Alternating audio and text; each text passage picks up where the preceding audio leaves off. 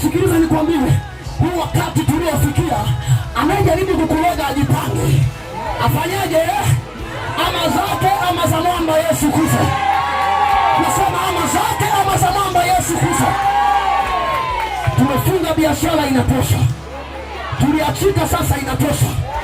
Tulifilisika, sasa inatosha. Unapolianza jambo lako kuanzia leo, hata kama walale uchi, hata kama washinde makaburini, hawatalizuia jambo lako ulioko hapa. Mwanafunzi ulioko hapa, mwanamke ulioko hapa, mwanaume ulioko hapa, hawatalizuia jambo lako. Watakuona unainuka, unatupika na unaendelea mbele. Ukasema tunaendelea. Sema tena.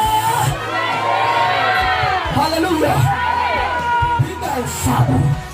Kama adui unayepigana naye ndiye aliyekufia msalabani, atakushinda.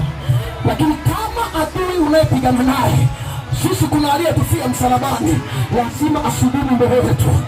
Lazima asujudu mbele yetu. Lazima asujudu mbele yetu. Yeyote aliyevaa ilisi kinuni, anayetumia uchawi kwenye eneo lako la biashara, ninamfilisi kuanzia sasa. Alafu kazi inahamia kwako. Namfilisi kuanzia sasa. Kazi inahamia kwako. Saa imefika. Saa imefika. Wanaotumia uchawi, wanaombe mavuno chini.